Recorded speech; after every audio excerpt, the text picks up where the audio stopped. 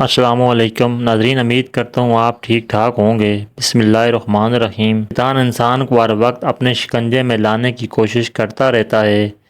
جب شیطان بندے پر حاوی ہو جاتا ہے تو اس بندے کے ذہن میں مختلف قسم کے وسوسے پیدا کرتا رہتا ہے۔ وہ ہر طرح سے انسان کے دل و دماغ میں ایسے خیالات پیدا کرتا رہتا ہے کہ انسان کو اللہ تعالیٰ کی راہ پر چلنے سے دور کر دوں۔ شیطان انسان کے دل میں کبھی ایسے خیالات لاتا ہے کہ اللہ کون ہے، اس کو کس نے پیدا کیا، اللہ کا وجود ہے کہ نہیں۔ کبھی انسان کے دل میں نماز ادا کرتے ہوئے مختلف خیال آتے ہیں، اور کبھی بیماری کی حالت میں انسان وسوسوں کا شکار ہوتا رہتا ہے۔ کبھی ہم اپنے روزمرہ زندگی کے کاموں سے تنگ آ کر سوچتے رہتے ہیں، اور کبھی غربت کی حالت ہم کو پریشان کرتی رہتی ہے۔ کبھی ہمارے مسلمان بھائیوں کے ساتھ ایسا ہوتا ہے کہ باجماعت نماز ادا کر رہے ہوتے ہیں اور نمازی کے دل میں ایسے خیالات آتے ہیں کہ ان کو پتہ ہی نہیں چلتا ہے کہ وہ نماز میں کیا پڑھ رہے ہوتے ہیں۔ اسی خیالات میں نماز گم ہوتا ہے اور امام سلام پھیرتا ہے۔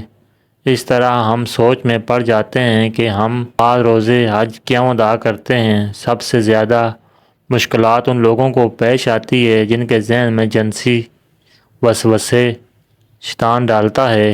جب شیطان کسی عورت کو آپ کے لیے انتہائی حسین کر کے آپ کے دل و دماغ پر حاوی کر دیتا ہے تو پھر انسان پوری طرح سے شیطان کے شکنجے میں چلا جاتا ہے۔ جنسی خواہشات تمام برائیوں کی جڑ بن جاتی ہے۔ انسانی ذہن گندے خیالات کا مرکز بن کر رہ جاتا ہے۔ آخر یہ سارے خیالات ہم کو کیوں آتے ہیں؟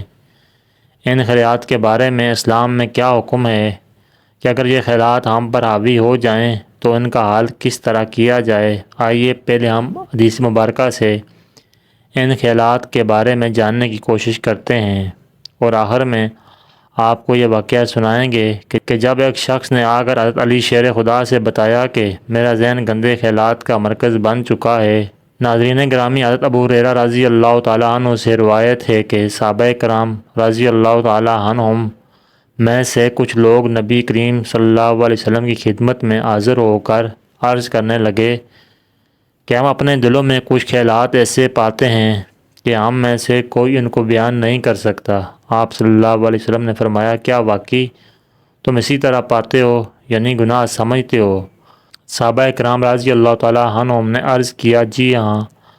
آپ صلی اللہ علیہ وسلم نے فرمایا، یہ تو واضح ایمان ہے۔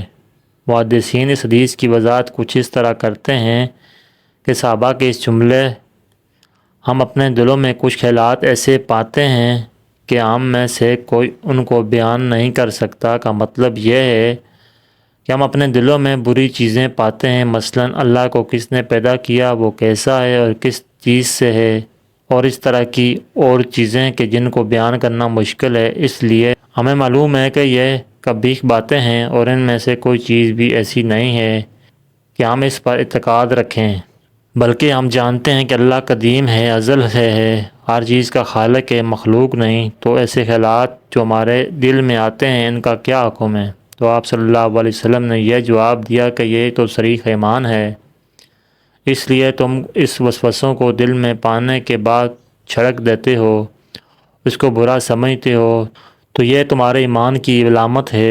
لہٰذا ان خیالوں اور وسوسوں سے پریشان نہ ہوں، اور ان کا علاج یہ ہے کہ ان کی طرف بالکل دھیان نہ دیا جائے۔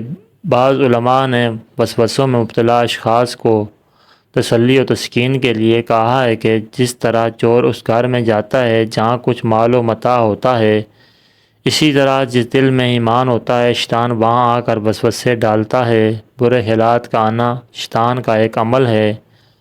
شیطان وسوسوں کے ذریعے انسان کو اپنے رب سے دور کرنے میں ہمیشہ سے ہی کوشش میں لگا ہوا ہے، اور قیامت تک شیطان انسان کے دلوں میں وسوسے پیدا کرتا رہے گا۔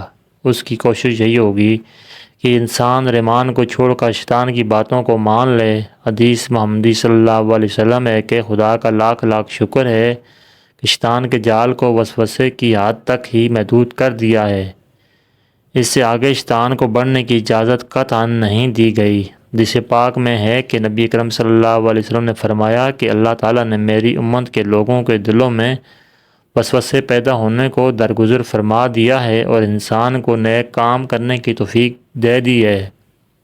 مومن کے دل میں وسوسوں کا پیدا ہونے سے مومن کو گناہ نہیں ہوگا، بلکہ مومن جو نیک کام کر رہا ہوگا اللہ تعالیٰ مومن کو نیک کام کے بدلے نیکیاں عطا کرے گا۔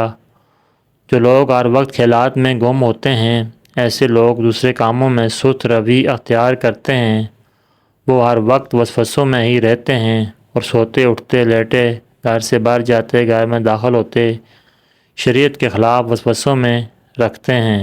اسی طرح شیطان ایسے انسان کو کبھی بھی برے حالات سے آزاد نہیں ہونے دیتا، وہ ہر وقت انسان کو شریعت کے خلاف بھڑکاتا رہتا ہے کہ انسان زیادہ سے زیادہ سوچے اور ہر وقت دماغی تھکاوٹ کا شکار رہے اور اس کو اللہ تعالیٰ کی طرف رجوع کرنے کی فرصت ہی نہ ملے۔ حضرت ابو ہریرہ رضی اللہ تعالیٰ عنہ سے مروی ہے کہ رسول اکرم صلی اللہ علیہ وسلم نے فرمایا کہ ہر انسان کے پاس شیطان حاضر ہوتا ہے اور اس کو ان خیالات میں مبتلا کر دیتا ہے کہ آسمان کو پیدا کرنے والا کون ہے، زمین کو کس نے پیدا کیا، یہ سارا نظام کون چلا رہا ہے۔ نعوذ باللہ، شیطان انسان کے دل میں یہاں تک خیالات لاتا ہے کہ اللہ تعالیٰ کو پیدا کرنے والا کون ہے۔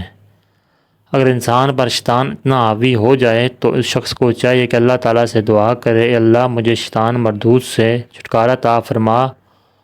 اور ایک اور حدیث میں ہے کہ ابو ہریرہ رضی اللہ تعالیٰ عنہ سے رسول اللہ صلی اللہ علیہ وسلم نے فرمایا کہ لوگ ہمیشہ ایک دوسرے سے پوچھتے رہیں گے یہاں تک کہ یہ کہا جائے گا کہ مخلوق کو اللہ نے پیدا کیا تو اللہ کو کس نے پیدا کیا۔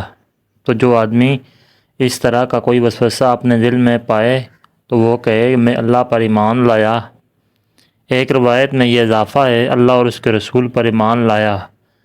یہ بات یاد رکھیے کہ شیطان انسان پر اس وقت بہت زیادہ حاوی ہو جاتا ہے جب ہم اپنے ایمان کا دامن چھوڑنا شروع کرتے ہیں۔ ہم کو چاہیے کہ ہم اللہ تعالیٰ کی عبادت میں اتنا مشغول ہو جائیں کہ شیطان خود بخود ہی بھاگ جائے کہ یہ مومن میرے شکنجے میں آنے والا نہیں ہے۔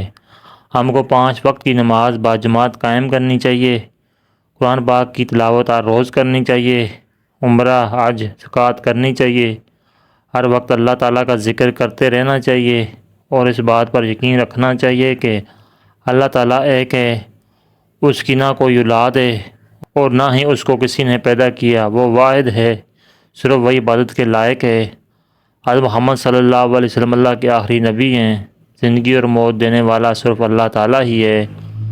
حرام کمائی سے اجتناب کریں، حرام کی کمائی کھانے سے بھی شیطان انسان پر حاوی ہو جاتا ہے، اسی لیے ہم کو حرام کی کمائی سے بچنا چاہیے۔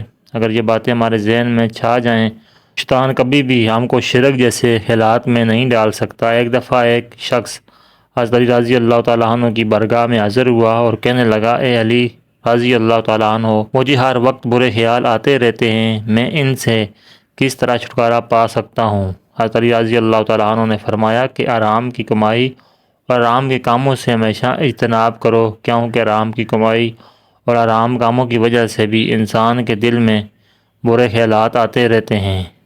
جب بھی تم حلال کی روزی کھانے کے لیے اپنے دسترخوان پر بیٹھو، یا عفو، یا اللہ، یا رحمان پڑھ کر پھونک مارو۔